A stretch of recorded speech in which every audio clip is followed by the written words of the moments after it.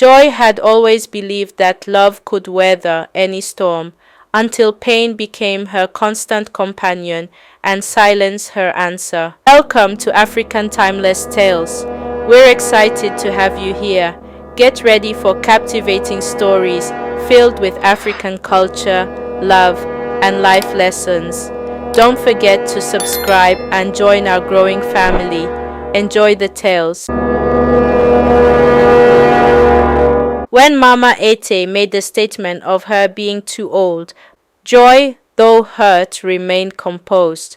She understood Mama Ete's concerns, especially in a culture where age and tradition often dictated relationships. But deep down, she believed that love could overcome any obstacle, even if it meant facing disapproval. That evening, Mama Ete pulled Ete aside. Her voice was low, but filled with conviction. Ete, think about what you're doing. Joy is a good woman, but she's too old for you. What will people say?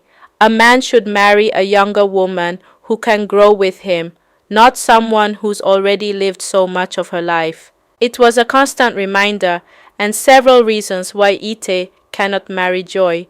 During phone conversation with Mama Ete, reasons would arise. You're still young. You need someone who can give you more children. Joy is past that age. What if Kufre is the only child you ever have? Ete opened his mouth to argue, but Mama Ete pressed on. Even in church, reasons would arise. You're just starting your career, building your future. Joy has already established herself. Her priorities and yours won't align. She's thinking about stability while you're still dreaming big. How can you grow together when you're moving in different directions? During family visits, more reasons. Our family has always followed the ways of our ancestors. Marrying someone so much older goes against everything we believe in. It will bring shame to our family. Think about the future, Mama Ete continued, her tone softening but no less firm. When you're in your 40s, full of energy and ambition, Joy will be in her 50s. What if her health starts to decline? Do you want to spend your prime years worrying about her well-being instead of enjoying your life? Love is one thing, but practicality matters too. For weeks, Ete only hears reasons from Mama Ete and his family on why he cannot marry Joy. Ete, you know how people talk. They'll say you married her for her money or that she's taking advantage of you. They'll whisper behind our backs, and our family's reputation will suffer. Do you really want to put us through that? Love is important, but so is dignity. Months later, Ed fell seriously ill. His kidneys were failing, and he needed a transplant. The family was devastated, but none of them were a match. Joy hesitated when she heard the news. She spent the night wrestling with her thoughts, weighing the risks and the sacrifices. She thought about Mama Ete's harsh words and the family's rejection, but she also thought about Ete, his kindness, his love for Kufre, and the way he had made her feel seen and valued. She was in love with him, and she couldn't stand by and watch him suffer. The next morning, Joy went for the test. To everyone's surprise, she was a match. As she prepared for the surgery, she couldn't help but hope that this act of sacrifice might change Mama Ete's mind. Maybe saving Ete's life would show his family that her love was genuine, that she was willing to give everything for him. It was a risky hope, but it was all she had. In the painful aftermath of the operation, as complications slowed Joy's recovery, Ete had already been discharged and was back to his daily life. But instead of standing by her side, he began to withdraw, influenced by the persistent negativity of his family. Joy lay in her hospital bed, weak and in pain, her eyes searching the room for Ete. She expected to see him by her side, but he was nowhere to be found. The nurse, noticing her anxious gaze, informed her that Ete had left earlier, saying he had family matters to attend to. Mama Ete called Ete before he went to the hospital, and Mama Ete asked him if he would still marry Joy, if he has considered Kufri. He's just a boy. He needs a mother who can keep up with him, someone young and energetic. Joy may be kind, but she won't have the stamina to chase after him as he grows older. Do you want him to feel like he's missing out because his mother can't keep up? Finally, Mama Eat's voice dropped to a whisper, as if saying the words too loudly would make them more real. Eat, Joy has been through so much. Her failed marriage, her struggles, her sacrifices. She carries a lot of emotional baggage. Are you ready to take that on? Love isn't just about the good moments, it's about carrying each other's burdens, and I'm not sure you're ready for that. Eat tried to defend Joy, his voice firm but respectful, but his family's words stung. Days passed, and Ete's visits were brief and distant. He avoided eye contact, mumbled excuses about being busy with work and Kufre, and left as quickly as he arrived. Joy felt a growing sense of loneliness, realizing that the man she had sacrificed so much for was no longer there for her when she needed him most. Eat stops visiting Joy as often in the hospital, making excuses about work or family obligations. When he does visit, his conversations become short and detached, lacking the warmth and concern he once showed. Joy notices, but tries to convince herself that he's just overwhelmed. Then Ite called her younger sister to come stay with her to assist in recovery. Ite's family visited the hospital, but their demeanor was cold and distant. Mama Ite sat across the room, arms crossed, her expression unyielding. You've done your part, she said bluntly. Now it's time for you to focus on your recovery. Joy was stunned by the harshness of her words. She looked to Ite for support, but he remained silent, refusing to defend her. Mama Ite continued, her voice cold and unyielding. Ite needs to focus on his health and his son. You understand, don't you? Joy's voice trembled as she replied, I gave him a part of myself. Doesn't that mean anything to you? Mama Ite's expression hardened, her eyes narrowing as she reached into her bag and pulled out an envelope. She placed it on the table beside Joy's hospital bed.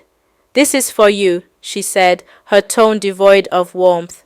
Consider it compensation for what you've done, but you must understand, you're not what's best for our family. Joy stared at the envelope, her heart sinking. She had given Ite a kidney, a piece of herself, and now his family was reducing her sacrifice to a transaction. Ite, who had been silent until now, finally spoke, his voice barely above a whisper. Joy, I'm sorry, but my family, they'll never accept us. With that, they left, the sound of their footsteps fading down the hallway. Joy was left alone in the cold, sterile room, the envelope sitting untouched. She felt discarded, as though her love and sacrifice meant nothing. Tears streamed down her face as she realized that, to them, she was nothing more than a problem to be paid off and forgotten. The day Joy was discharged, the nurses had packed her things, but she was in tears. Dr. Adisa, the quiet physician who had checked on her daily, paused at the doorway. You're cleared to leave, he said, then frowned.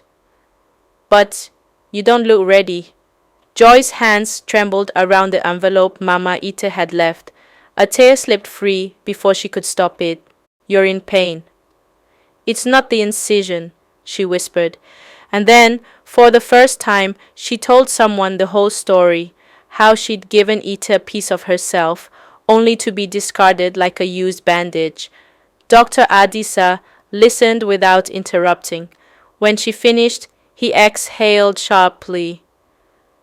You've been conditioned to think love requires suffering, he said. But real love doesn't leave you bleeding in a hospital bed.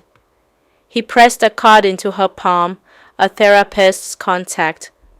Go see her, before you let them hurt you again. After being discharged from the hospital, Joy returned home, expecting Ita to check on her regularly. But the days went by, and her phone remained silent. When she finally called him, he answered hurriedly, saying he was too busy with work and Kufre. When she asked if he could visit or at least send someone to help her, he hesitated and said, My family thinks it's best if you recover with your own people.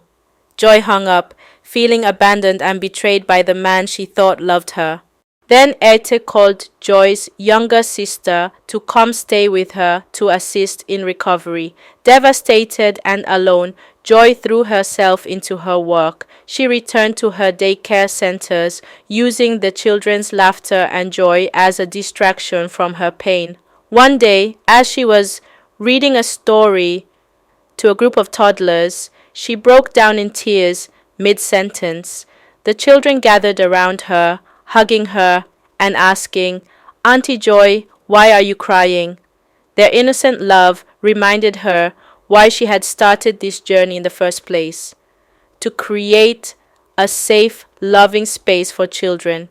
She wiped her tears, hugged them back, and whispered, I'm okay, my loves. Auntie Joy is just tired. In that moment, she realized that her daycares were not just her refuge, they were her purpose. After abandoning Joy, Eat spirals into a deep depression. He isolates himself, avoiding Kufre and struggling to function at work.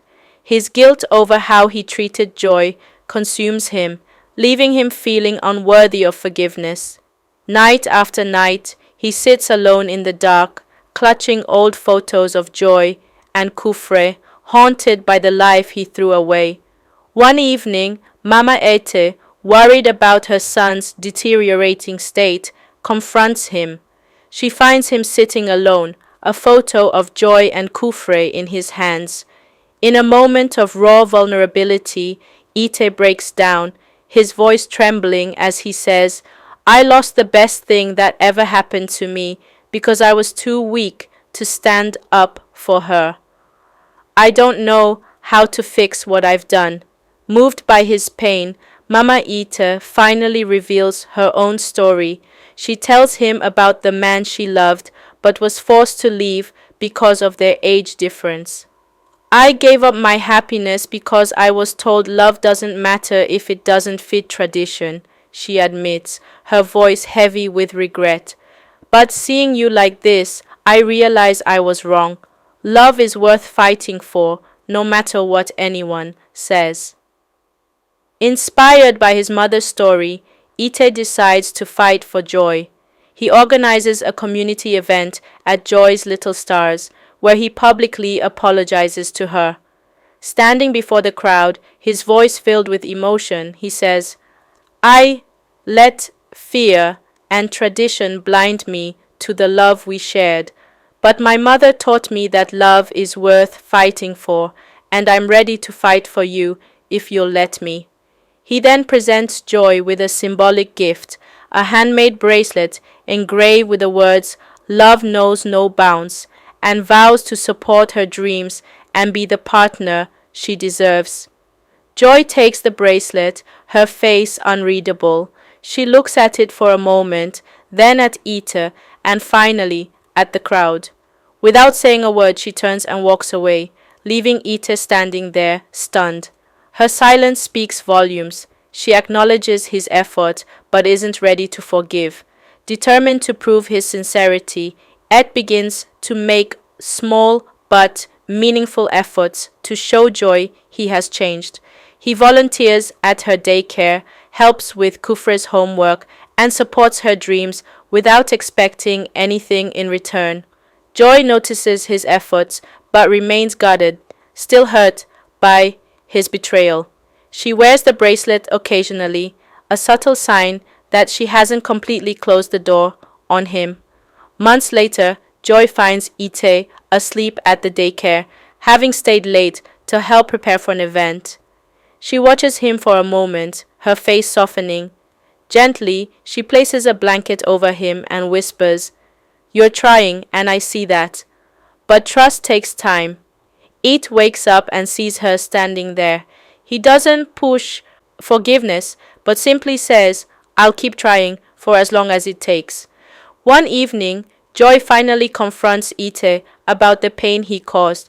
Her voice is steady but filled with emotion as she says, "You didn't just abandon me in the hospital. You made me feel like I was nothing, like my love, my sacrifices meant nothing to you."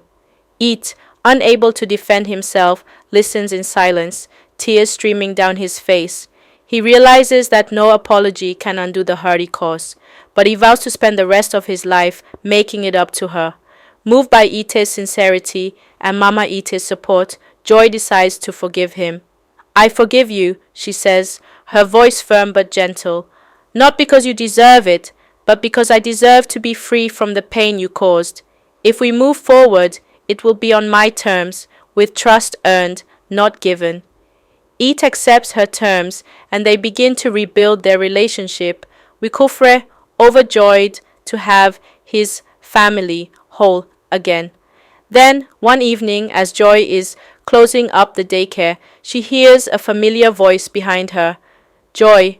She turns to see Ete standing there, holding Kufre's hand. His eyes are filled with regret. "I made a mistake," he says, his voice trembling. "I let my family's opinions cloud my judgment. But I love you, Joy, and Kufre loves you. We need you in our lives."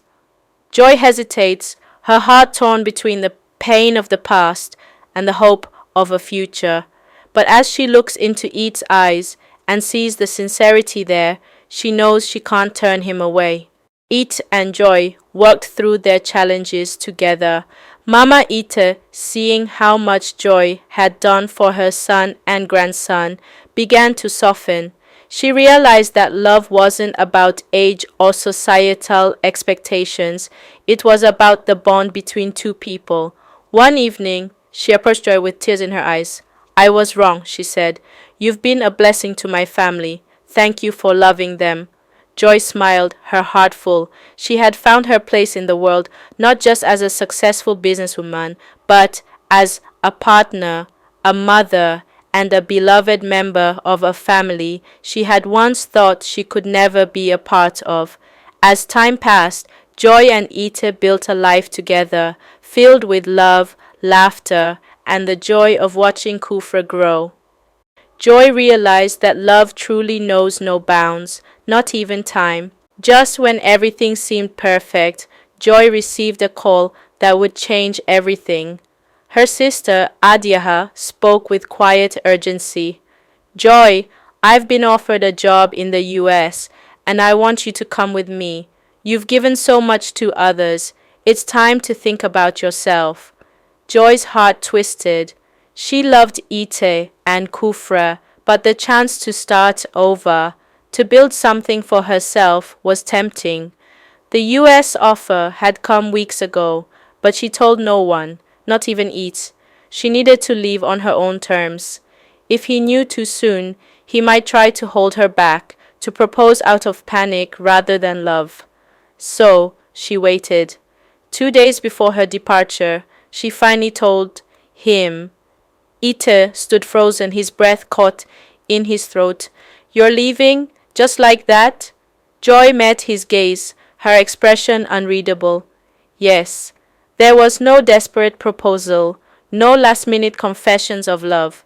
Just long, measured conversations about how they would stay in touch, how she would return, how they would figure things out. It was practical, not emotional. At the airport, Joy spotted a familiar face. Dr. Adisa stood beside her sister, Adiaha, his suitcase in hand, a knowing smile on his lips. He had just got a new job in the US, in the same state as Adiaha. It was unexpected, but oddly fitting, as if fate had nudged their paths to cross again. On the flight, they talked. At first, it was light conversation, her recovery, her love for Eid and Kufra, her plans to return. But Adisa, ever perceptive, leaned back in his seat and regarded her carefully. "You think that's love?" he asked. "You've yet to experience the real thing." His words unsettled her, but she brushed them off. In the beginning, Joy called home every Sunday. She and Ita spoke about everything: Kufra's school, his latest giggles, the life she had left behind. But as the weeks passed, the calls became shorter, the conversations less urgent. Life in the US moved faster, filling the spaces that once ached with longing. Meanwhile, Adisa was always there. He became her anchor, her quiet support. When homesickness crept in, he cooked her pepper soup. When the weight of living pressed on her chest, he took her hiking, pushing her to breathe, to feel, to heal. One night, Joy broke down completely. She had been holding it all together, adjusting to a new life, navigating the guilt of leaving, trying to convince herself that she was fine. But that night, it all came crashing down. She sat on her apartment floor, silent tears streaming down her face. She didn't even have the energy to call anyone. She just felt lost, like a stranger in her own life. Then came a knock at the door. When she opened it, Adisa stood there. He didn't say anything, didn't ask questions. He just took one look at her swollen eyes, her trembling hands, and stepped inside. Without a word, he walked to the kitchen, made her a cup of tea, then sat beside her. For hours, they didn't talk. He didn't tell her to cheer up, didn't offer meaningless comfort. He just stayed. At some point, she leaned against him, her head on his shoulder, exhaustion taking over, and he stayed. By morning, she realized something. Love isn't always about grand gestures or perfect moments. Sometimes it's simply about being there, about showing up when the rest of the world feels too heavy to carry alone. That was the moment Joy understood. Eid had left her when she needed him most. Adisa stayed even when she had nothing to give. Dr. Adisa encouraged her to rebuild her strength, apply for jobs, and never once made her feel indebted. Then, 2 months in, Joy stopped answering Ita's calls. At first, he convinced himself she was just busy with her new job. But when the silence stretched too long, he checked her Instagram. What he saw shattered him. A picture of Joy, radiant in a sunflower field, Adisa's arms around her, a diamond glinting on her finger. The caption read, "He found me when I was lost." That night, Ite screamed into his pillow. The heartbreak that Eid now felt was only a small fraction of the pain he had once caused. The truth was undeniable. It was his turn to feel that same emptiness. But this time, the lesson wasn't just about love or regret. It was about the consequences of his choices. Ite had abandoned the one person who had given him the greatest gift of all, and now he was watching her move on without him. As he stared at the screen for the first time, he understood that true love wasn't about receiving. It was about giving, about showing up when it mattered the most. The story of Joy and Ite reminds us that true healing comes from within, and self-worth should never be dependent on the approval of others. Joy's journey shows that while betrayal and abandonment can be devastating, resilience and purpose can lead to a stronger, more fulfilling path. In the end, we must choose ourselves, even when others do not. What is your opinion about this story? Will you marry Ite after everything that happened? Will you return from the US for Ite and Kufre? Drop your answer in the comment section.